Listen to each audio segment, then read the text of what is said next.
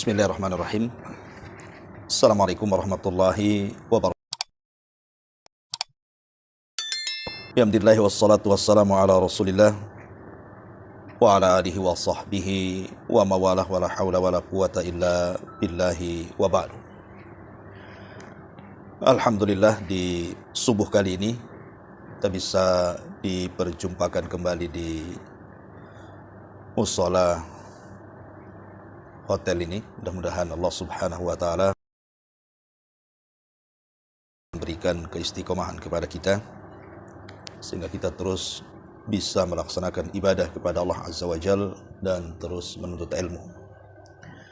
Salawat dan juga salam tentunya tetap kita hadiahkan kepada Rasul kita Nabi besar Muhammad sallallahu alaihi wa ala alihi wasallam. Sebagaimana yang sudah kita sepakati, kita akan membahas di pagi hari ini tentang bahaya istidraj. Apa istidraj? Bagaimana bentuk-bentuk istidraj? Apa bahayanya?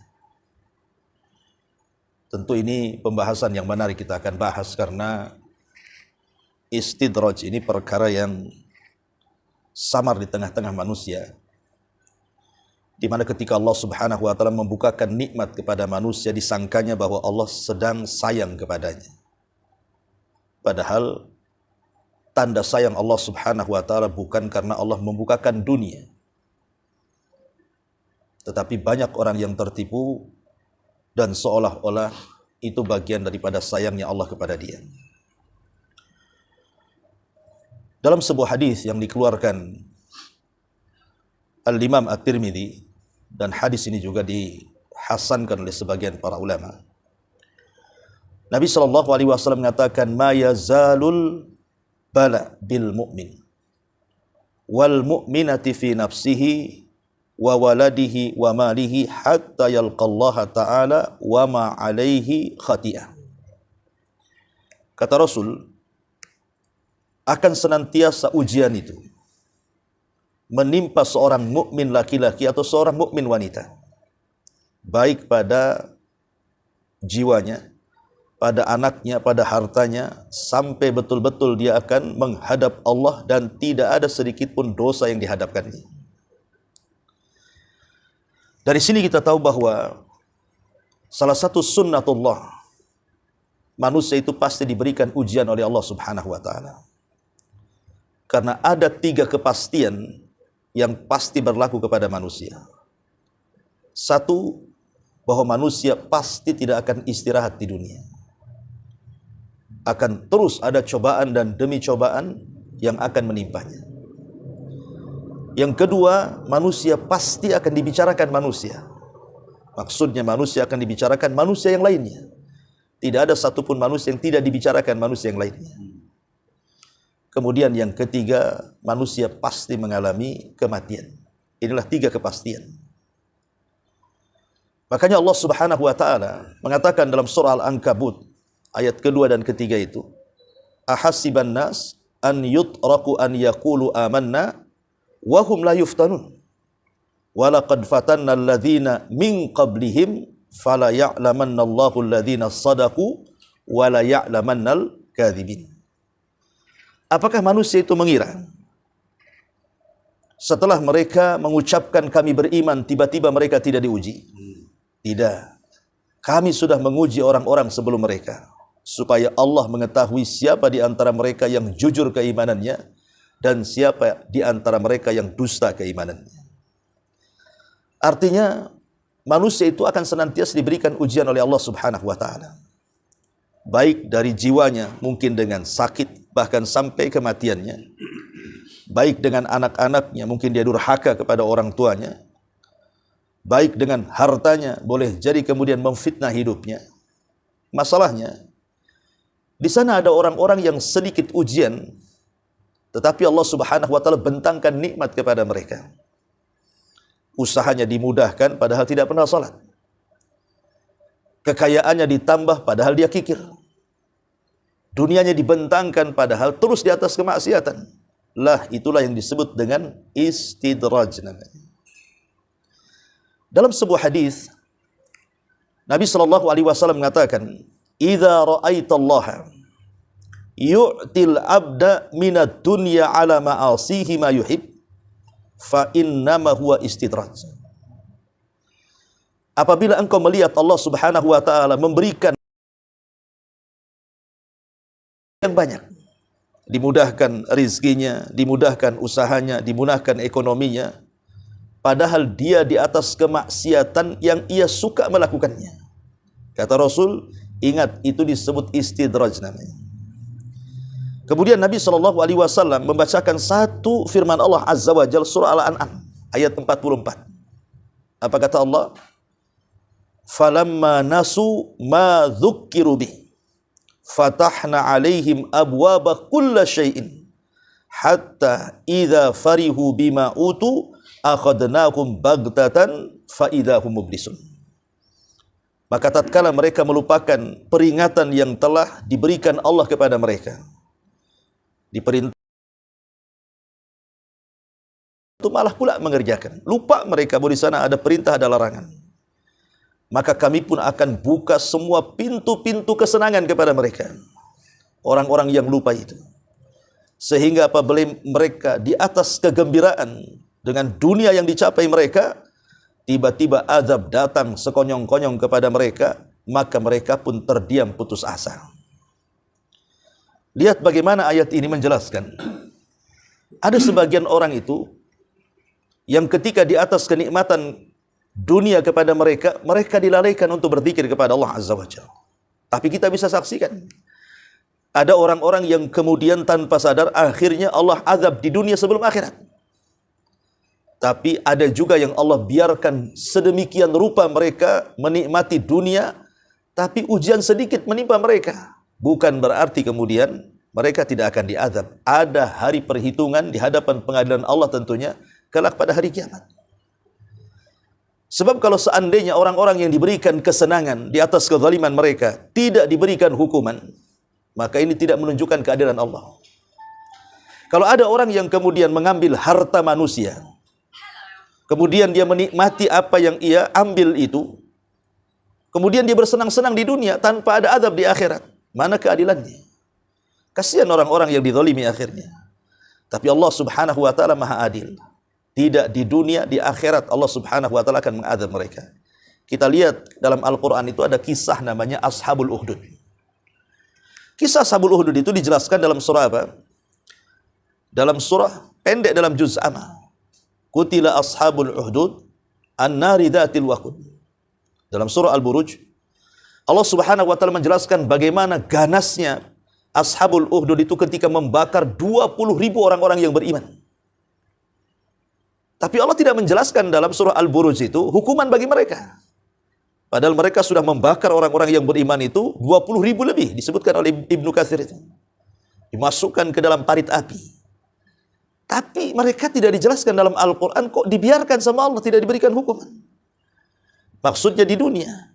Bukan berarti mereka tidak diberikan hukuman di dunia. Di akhirat, Allah Subhanahu wa taala menjelaskan bahwa mereka akan diazab dengan azab bakar. Artinya mereka akan dimasukkan ke dalam neraka. Makanya hati-hati seorang yang diberikan kekayaan di atas kemaksiatannya, kalau kemudian dibiarkan oleh Allah Subhanahu wa taala, bukan berarti Allah sayang kepada dia, tapi dia harus lebih hati-hati. Jangan-jangan Allah Subhanahu wa taala sedang membiarkannya untuk satu waktu Allah mengazabnya, naudzubillah. Ma'asyiral muslimin yang dimuliakan Allah Subhanahu wa taala, disebutkan dalam surah Asy-Syu'ara ayat 205 sampai 207. Allah Subhanahu wa taala mengatakan, "Afara'aita immatta'nahum sinin, tsumma ja'ahum ma kanu yu'adun, ma aghna 'anhum ma kanu yatamatta'un." Maka bagaimana pendapatmu jika kami berikan kepada mereka kenikmatan hidup bertahun-tahun, kemudian datang kepada mereka azab yang telah diancamkan kepada mereka, niscaya tidak berguna bagi mereka apa yang mereka nikmati selama ini. Terkadang ma'asyiral muslimin yang dimuliakan Allah Azza wa Jalla wa tufillah, ada orang-orang itu yang ketika di dunia hidupnya tidak pernah sengsara, tidak pernah susah, mulai dari lahir sampai dia mati senang terus. Boleh jadi mungkin ayahnya orang kaya, orang tuanya bergelimang harta, tiba-tiba meninggal, dia mendapatkan warisannya. Artinya bukan jerih payah dia punya kekayaan itu. Akhirnya boleh jadi mungkin warisan itu dikembangkannya, akhirnya dia makin kaya, seolah-olah hidupnya tidak pernah sengsara, senang saja sampai dia mati. Tapi kata Nabi SAW, ada manusia yang hidupnya di atas kesenangan sampai dia mati, tetapi Allah takdirkan termasuk penduduk neraka. Maka Allah akan panggil orang itu. Kemudian Allah akan celupkan satu kali ke neraka. Kemudian akan diangkat kembali. Kemudian Allah katakan, wahai fulan, apakah engkau mendapati di neraka itu secuil kenikmatan? Dia mengatakan, ya Rabb, tidak sama sekali. Bahkan menghilangkan memori kalau dia itu pernah senang. Jadi, kesenangan di dunia yang ia rasakan dari lahir sampai mati, dengan dicelupkannya dia ke neraka satu kali celupan, melupakan memori semua yang pernah dia alami di dunia. Subhanallah. Coba bayangkan bagaimana dahsyatnya neraka di sini. Bisa menghilangkan semuanya, seolah-olah dia tidak pernah hidup senang. Lah disinilah, jangan sampai kemudian orang itu tertipu dengan istidraj di sini. Ma'asyiral muslimin yang dimuliakan Allah Subhanahu wa taala, disebutkan oleh para ulama tentang gambaran istidraj itu seperti apa. Ada 6 perkara, hati-hati kalau ada pada diri kita ini. Karena ini gambaran istidraj, 6 perkara ini. Pertama, Allah bukakan dunia semudah-mudahnya. Hati-hati kalau Allah Subhanahu wa taala membukakan dunia dengan sangat mudah. Buka usaha ini untung, buka usaha itu untung. Gelar ekonomi ini untung. Pokoknya apapun yang ia usahakan di dunia, tidak ada ruginya tuh. Ya mungkin sekali-kali rugi, tapi kalau kemudian diberikan keuntungan lebih banyak dibandingkan ruginya. Padahal ibadah dia itu tidak banyak. Tapi Allah Subhanahu wa taala seluasnya. Hati-hati kalau seperti ini. Jangan tertipu dengan mudahnya urusan dunia. Yang kedua, Allah Subhanahu wa taala memberikan tambahan umur. Usianya mungkin melampaui batas yang disabdakan Nabi SAW. Kata Rasul, usia umatku berapa? Antara 60 sampai 70. Ya. Tiba-tiba Allah berikan usia lebih daripada 70. Mungkin 80, mungkin 90. Ini hati-hati. Kok bisa ditambah usianya oleh Allah Subhanahu wa taala? Padahal dosanya itu tidak pernah berhenti. Kok ditambah usianya? Sementara ada anak-anak muda mati sebelum batas usia yang ditetapkan Nabi SAW. Mungkin di usia 40 tahun dia meninggal, mungkin di usia 45 dia meninggal. Ini 80 tahun tak mati-mati. Lah kalau diberikan usia panjang ini, sementara dia masih melakukan dosa, nih jangan-jangan istidraj nih. Karena umur ini kan nikmat dari Allah kan. Kata Nabi SAW, sebaik-baik manusia itu man tala umruhu wa hasuna amaluhu. Sebaik-baik manusia itu kalau Allah panjangkan umurnya, tapi baik pula di amalnya. Tapi seburuk-buruk manusia itu man tala umruhu wa sa'a amaluhu. Tapi ada orang yang dipanjangkan umurnya, buruk pula di amalnya. Hati-hati nih. Kalau buruk amalnya kemudian kok dipanjang-panjangkan umurnya, jangan-jangan ini istidraj. Ya. Ini yang kedua. Yang ketiga, boleh jadi Allah Subhanahu wa taala menunda azabnya. Harusnya sudah diazab orang kayak gini tuh, mungkin karena kezalimannya itu. Kan ada hadis Nabi SAW, ada 2 perkara yang hukumannya itu Allah segerakan di dunia sebelum akhirat. Kata Nabi SAW, ma min dzambin ajjalallahu uqubatahu fid dunya qabla al-akhirah. Ada dosa yang disegerakan azabnya di dunia sebelum akhirat, kata Rasul. Apa itu? Al-baghyu wa qati'atur rahim. Orang yang suka melakukan kezaliman. Dengan kekayaannya dia zalim, karena orang kaya itu kan mudah melakukan kezaliman ya. Menzalimi diri sendiri dengan melakukan kemaksiatan kepada Allah, atau menzalimi orang. Datang ke tukang sihir, kasih duit, sihir si Anu, kan itu ya. Datang ke Samsing, kasih duit, pukul si Anu. Orang kaya itu mudah saja dia melakukan kezaliman. Tetapi dia hidupnya tidak pernah diazab di dunia. Harusnya orang ini kan disegerakan hukumannya itu. Atau orang-orang yang mutus silaturahim. Ini kalau Allah Subhanahu wa taala tunda azabnya di dunia, hati-hati. Ini jangan-jangan istidraj namanya. Kalau orang berlaku zalim kemudian tidak dihukum di dunia, Ini istidraj namanya. Hati-hati, di akhirat dia akan diadab oleh Allah Azza wa Jalla. Ini yang ketiga. Yang keempat, nikmat dunia yang terus bertambah. Tapi iman pula tak tambah. Ya. Dunianya ditambah, imannya tak tambah. Dunia ditambah, takwanya pula tak tambah. Dunia ditambah, ibadah pula tak tambah. Lah ini juga bagian daripada istidraj.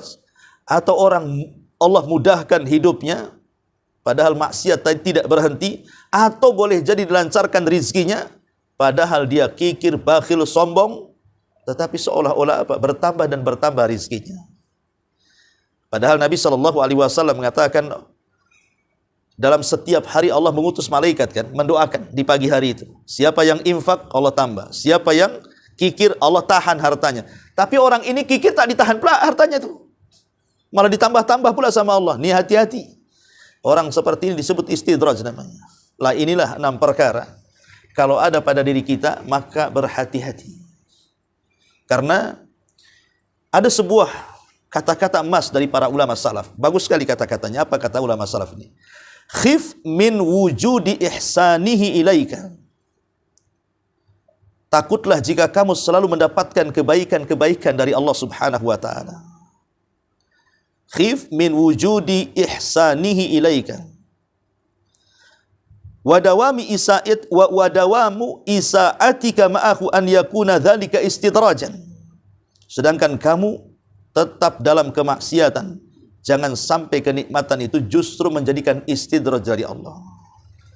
Kata ulama, takutlah kalau Allah Subhanahu wa ta'ala terus ngasih kebaikannya, ngasih dunia, mudah usahanya.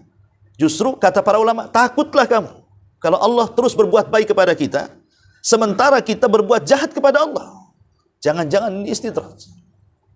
Karena begini di masyarakat ya, kadang orang awam itu, dan saya pernah mendengar ucapan mereka itu, jadi kalau seandainya Allah Subhanahu wa ta'ala memudahkan usahanya, akhirnya dia kaya raya, seolah-olah itu tanda Allah sayang kepada dia katanya.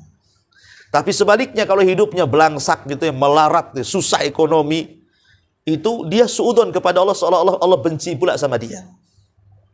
Dan itu digambarkan dalam Quran kan, kalau diberikan kekayaan dia mengatakan apa? Rabbi akraman. Allah sedang memuliakan aku katanya. Tapi kalau ditahan rizkinya, Rabbi ahanan. Rabbku sedang menghinakan aku.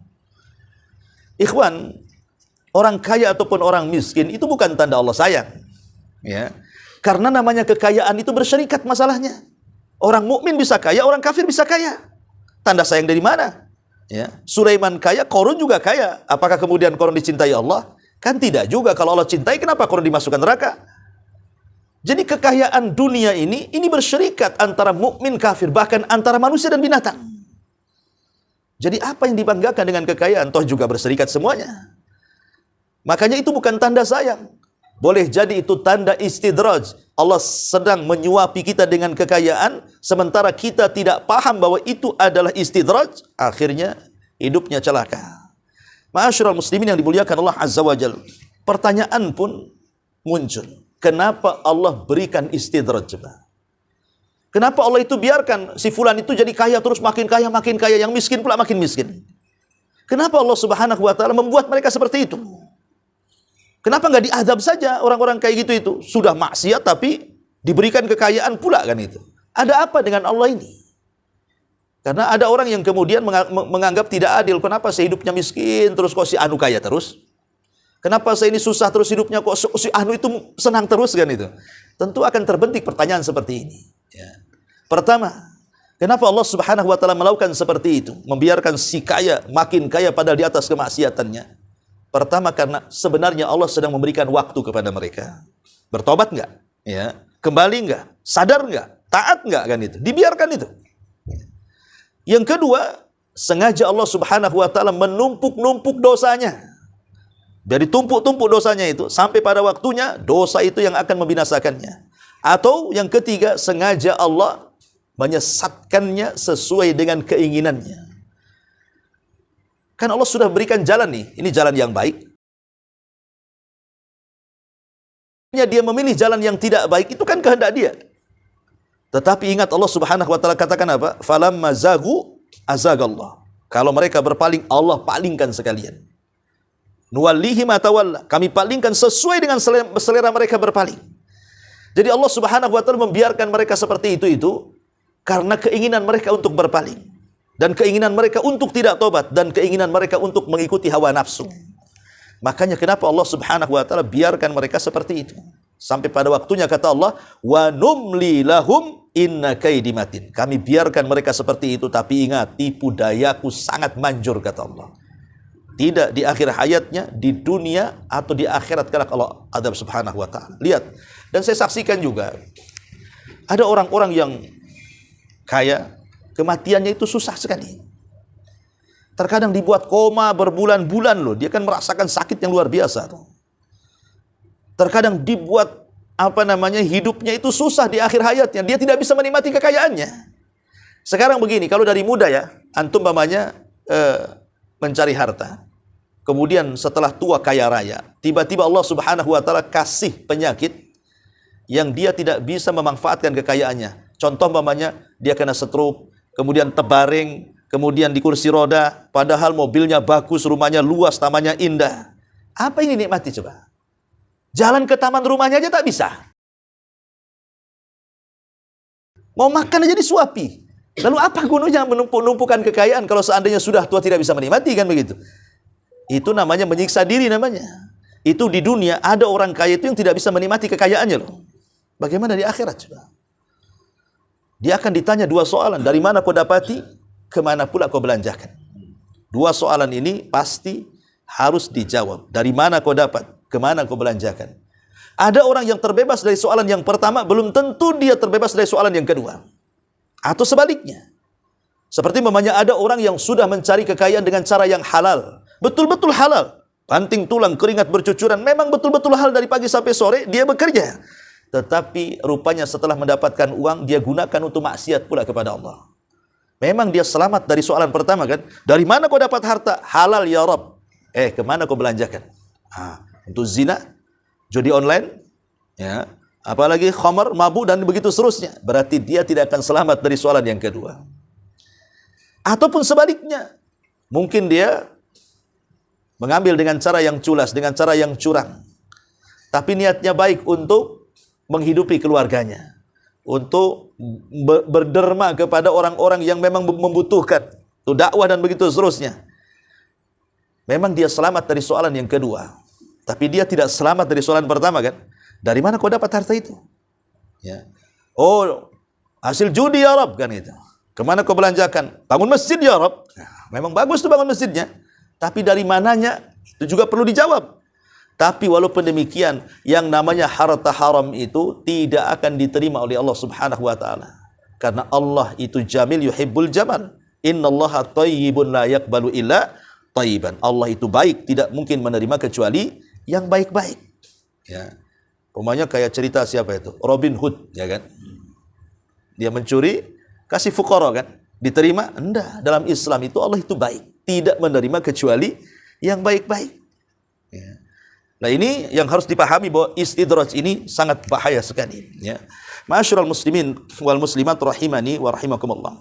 Adapun bahayanya istidraj ini, karena istidraj ini menyangkut dosa besar yang disebut dengan al-amnu min makrillah. Dia merasa aman dari makar Allah, itu masalahnya. Jadi kenapa istidraj ini sangat bahaya? Karena dia merasa aman dari makar Allah, itu masalahnya. Sementara aman dari makar Allah ini madaratnya besar. Pertama, orang yang merasa aman dari azab dan makar Allah itu, maka dia menjadikan orang itu lalai untuk melakukan ketaatan. Orang kalau merasa aman dari makar Allah, dia akan merasa aman. Sehingga tidak ibadah pun tidak ada masalah. Toh juga sehat-sehat saja. Si anu tuh yang suka sholat tuh sakit banyak tuh. Asam uratnya, kolesterolnya, darah tingginya numpuk tuh. Ya. Saya tak sholat, sehat-sehat tuh. Akhirnya apa? Baik tak sholat katanya. Orang itu sholat banyak penyakit pula. Itu gara-gara aman dari makar Allah tuh. Akhirnya dia lalai untuk beribadah kepada Allah Subhanahu wa taala. Ini yang pertama. Yang kedua, ingat bahwa merasa aman dari makar Allah Subhanahu wa taala itu apa bedanya Anda dengan binatang? Nggak ada beda. Ya. Lihat binatang itu aman-aman aja tuh kan? Ya, dia mau curi makanan kawannya ya aman-aman aja gitu ya. Dia mau hantam kawannya juga ya aman-aman saja. Itulah orang yang aman dari makar Allah itu kurang lebih kehidupannya seperti binatang. Kepikiran, wah nanti Allah akan balas dan dah. Ya. Kalau dia sakiti orang itu, dia senang-senang saja. Kenapa? Dia tidak terpikir bahwa Allah akan membalas itu kezaliman dia. Lalu apa bedanya Anda dengan binatang? Ya.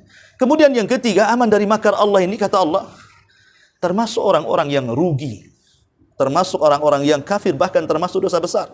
Ada sebuah ayat dalam Al-Quran, Allah subhanahu wa ta'ala mengatakan, afa amina ahlul qura an ya'tiyahum ba'suna bayatan wa hum na'imun. Awa amina ahlul qura an ya'tiyahum ba'suna dhuhan wa hum yal'abun. Afa aminu makrallah wa fala ya'manu makrallahi illal qaumul khasirun. Apa kata Allah? Apakah penduduk negeri itu merasa aman ketika datang azab kami di waktu malam sementara mereka sedang tidur? Apakah mereka merasa aman penduduk negeri itu ketika kami datangkan azab di waktu duha sementara mereka sedang bermain-main? Apakah mereka aman dari makar Allah? Dan tidaklah orang yang merasa aman dari makar Allah kecuali orang-orang yang rugi, kata Allah. Kita lihat di negeri Indonesia ya. Ya, kalau antum di Singapura mungkin jarang lah dengar musibah-musibah itu kan. Tapi di negeri saya di Indonesia ini macam-macam musibah itu. Ada tsunami, ada gempa, ada angin puting beliung dan angin-angin yang lainnya. Ada banjir. Dan itu tidak sedikit makan korban. Bukan 1-2 orang yang mati, bahkan sampai ribuan orang mati itu. Saya perhatikan bencana ini yang Allah timpakan di negeri Indonesia ini, itu kebanyakan di malam hari. Itu kebanyakan di malam hari atau mendekati subuh tuh. Seperti tsunami, gempa itu. Kenapa Allah subhanahu wa ta'ala buat seperti itu coba? Yang membuat manusia tidak persiapan. Tahu-tahu datang gempa, tahu-tahu datang angin, tahu-tahu datang banjir. Kenapa selalunya malam gitu kan? Inilah jawaban Al-Quran inilah. Bahwa manusia itu jangan pernah lalai. Allah bisa saja mengirimkan bencana sekonyong-konyong tanpa mereka sadari. Di saat itulah mereka belum bertobat, tiba-tiba Allah cabut nyawanya. Ini kan bahaya istidraj namanya. Nah inilah kalau sudah aman dari makar Allah ketika datang musibah seperti ini yang kita takutkan. Kalau seandainya kita meninggal di atas su'ul khatimah, na'udzubillah thumma na'udzubillah. Ma'asyiral muslimin yang dimuliakan Allah subhanahu wa ta'ala. Manusia yang sedang istidraj ini, hakikatnya dia tertipu dengan dunia sebenarnya. Lah sementara dunia sendiri, kata para ulama disebutkan tentang hakikat dunia itu. Dunia ini banyak kerusakannya, ikhwan. Salah satunya disebutkan asbab min asbabi wuku'i ilal ma'asi. Ulama mengatakan bahwa dunia ini sirutugen, rahasia bejatnya orang, rahasia jahatnya orang itu karena dunia. Karena rata-rata orang-orang yang diberikan dunia biasanya mereka mudah untuk maksiat kepada Allah. Kenapa demikian coba? Ya gimana tidak maksiat ahli dunia itu? Wasilah maksiat di tangan dia. Ya kan? Sekarang kebanyakan maksiat itu kan pakai uang. Pakai uang kebanyakan maksiat kan. Beli khamar pakai uang, zina pakai uang, judi pakai uang. Semua pakai uang, menzalimi orang aja pakai uang. Sehingga dunia itu wasilah kejahatan. Makanya wajar kalau ulama mengatakan bahwa dunia itu sirutugian, rahasia jahatnya orang itu karena dunia tuh. Dan itu disebutkan dalam Quran kan, kalla innal insana la yatgha an ra'ahu stagna. Sekali-kali manusia itu janganlah melampaui batas kalau dunia dibentangkan kepadanya. Karena umumnya kalau dunia sudah dibentangkan, kebanyakan melampaui batas kecuali Allah yang rahmati orang itu. Contoh umpamanya dalam Al-Quran saja ya, kisah Qarun. Ya. Anda tahu bahwa Qarun itu bukan orang biasa. Qarun itu orang soleh. Bahkan disebutkan dia seorang munawir. Wajahnya penuh dengan cahaya. Kenapa? Karena dia pakar pembaca Taurat. Jadi Qarun itu kalau baca Taurat, indah suaranya. Kalau di zaman sekarang lah kori-kori itulah ya. Yang diundang sini, suruh ngaji, suaranya melengking, indah. Lah Qarun seperti itu, diundang kemana-mana untuk membaca Taurat tuh. Saking indah suaranya si Qarun tuh. Tapi hidupnya miskin. Ya. Sampai satu hari dia datang kepada Nabi Musa. Agar didoakan kepada Allah. Supaya Allah berikan kecukupan kepada dia. Maka Nabi Musa pun mengajarkan banyak doa kepada Qarun. Akhirnya Qarun belakangan menguasai Ismul A'zam.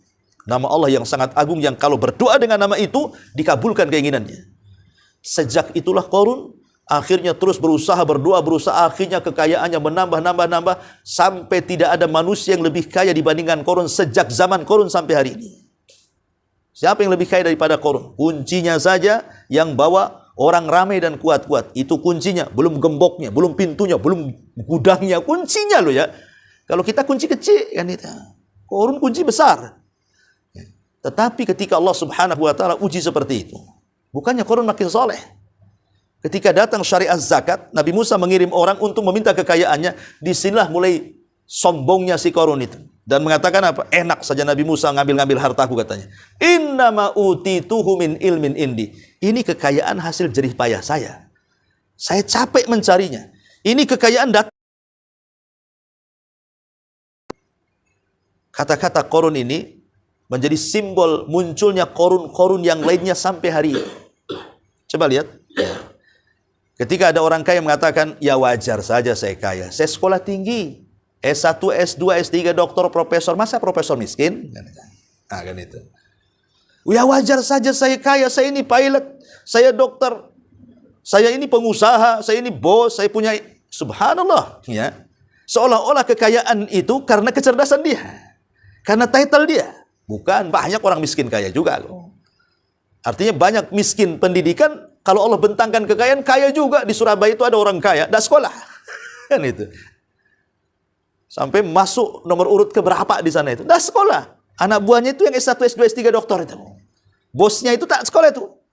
Artinya dari sini bahwa kekayaan itu bukan dilihat dari kecerdasan kan. Itu rizki dari Allah itu kekayaan itu. Terkadang banyak orang yang sekolah tinggi pun tak kaya-kaya juga kan itu. Tapi banyak juga yang tidak sekolah kaya atau sebaliknya. Intinya bahwa kekayaan itu bukan karena kecerdasan kita. Kekayaan itu datang dari Allah Subhanahu wa taala. Cerdas ini sebab saja. Ya. Jangan kemudian disandarkan kekayaan itu kita yang dapati. Tidak, kekayaan itu anugerah dari Allah yang harus kita syukuri. Itu masalahnya, ya. Jadi Qarun ini terkena istidraj. Maka kalau sekarang orang yang terkena penyakit istidraj, hakikatnya dia Qarun yang muncul di zaman sekarang itu. Karena dia merasa bahwa dunia sudah mengikatnya. Padahal dunia ini saya katakan tadi sebab terjerumusnya orang kepada kemaksiatan. Yang kedua, rata-rata permusuhan manusia. Baik antar keluarga, baik antar tetangga, baik antar kawan, ini biasanya masalah dunia. Musuhan itu masalah dunia. Keluarga, masalah waris. Betapa banyak orang perang gara-gara waris kan? Di negeri kita ini kalau lihat berita, di negeri saya di sini, Masya Allah, ada saja orang bunuh-bunuhan gara-gara waris. Yang lebih, dia bunuh pemilik hartanya supaya cepat dapat waris. Dia bunuh bapaknya tuh, biar cepat dapat waris. Ada juga seperti ini. Ya kalau antara saudara yang dapat waris mungkin wajar kan, karena ingin dapat banyak, yang ini ingin dapat lebih. Ini dibunuh bapaknya supaya cepat warisannya keluar. Ingat dalam Islam, kalau dia membunuh pemilik waris, maka sampai kiamat dia tidak dapat waris. Memang begitu hukumannya. Ya, barang siapa yang membunuh ahli waris, pemilik harta warisan, maka selamanya ahli waris tidak akan dapat warisan sampai kiamat. Tapi ini terjadi kan?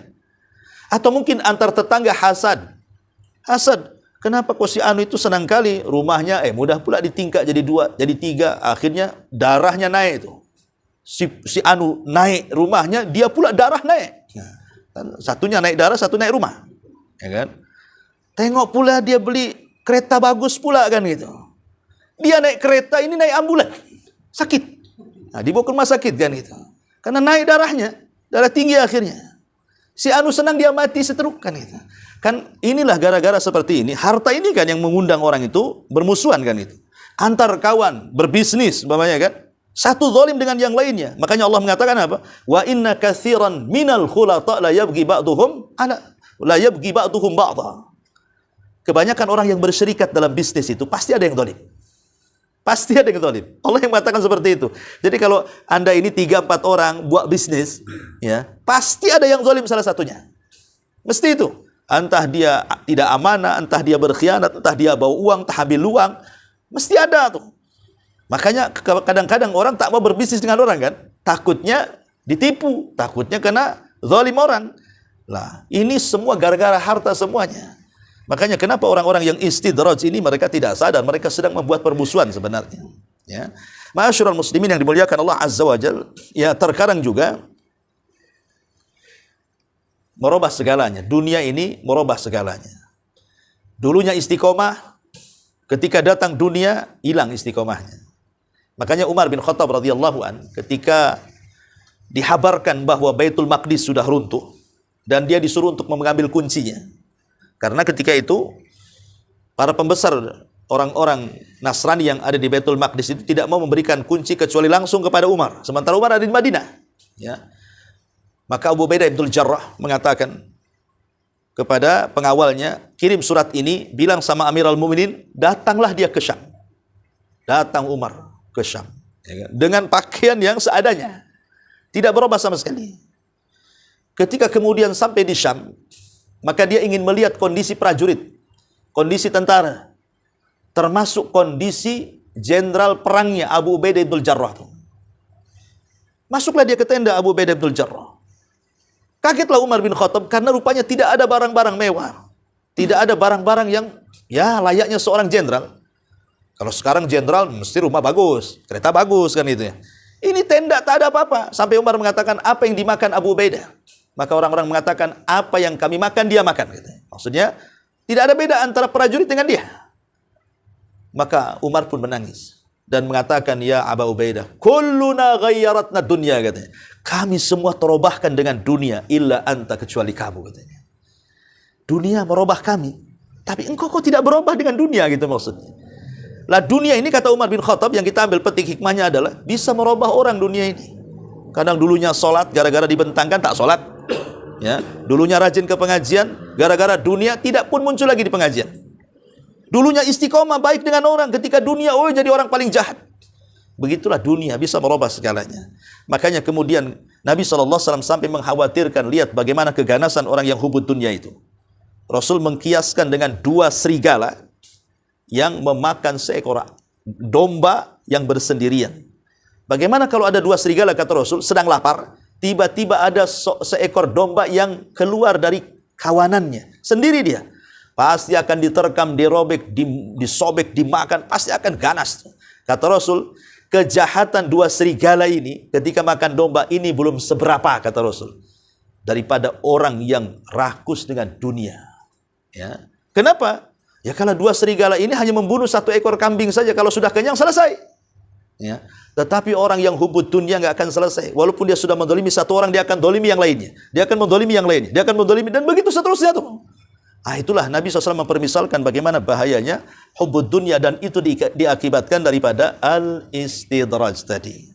Di sinilah maka pandai-pandailah bersyukur kepada Allah Subhanahu wa taala kalau Allah berikan nikmat kepada kita. Minimalnya bersyukur itu ada beberapa rukun ya untuk mengakhiri kajian kita. Pertama, bahwa kita harus menasabkan nikmat itu datang dari Allah. Jangan seperti Qarun, dia menasabkan nikmat itu datang dari diri dia.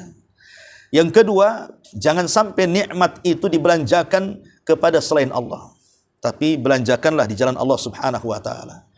Kemudian yang ketiga, bahwa nikmat itu betul-betul digunakan dalam rangka ketaatan kepada Allah Subhanahu wa taala. Diberikan usia panjang ya untuk ibadah, diberikan harta ya untuk membantu saudaranya, diberikan apapun dari kenikmatan dunia ini, maka jangan sampai terlalaikan, karena bagaimanapun dunia ini bisa menipu seseorang dan bisa menjadikan jahatnya seseorang dan bisa menjadikan dia tanpa sadar diseret oleh Allah Subhanahu wa taala ke dalam jahanam. Wallahu alam, ini yang bisa saya sampaikan karena sudah hampir jam 6 juga. Baik, sebelum saya tutup, kita buat tanya jawab saja. Silahkan. Kalau ada yang mau tanya atau yang mau jawab juga nggak apa-apa. Silahkan Pak Sukiman. Tak ada Pak. Tak ada. Masya Allah, sudah cerdas. Sudah paham. Masya Allah. Punya ilmu laduni. Istimewanya pas itu. Tinggi ilmunya. 20 tahun belajar tak pernah ada soalan. Masya Allah. Pernah 1 kali di sini, Din? Pernah ya? Pernah. Lain macam tu. Lain macam. Mimpi lah. Iyalah. Ya, mudah-mudahan yang sedikit ini bermanfaat. Insyaallah kita berjumpa di lain kesempatan. Mudah-mudahan kita diberikan usia panjang, dan panjangnya usia memperbaiki amalan kita. Subhanallah bihamdika, asyhadu an la ilaha illa anta, astaghfiruka wa atubu ilaik. Allahu taala alam. Assalamualaikum warahmatullahi wabarakatuh.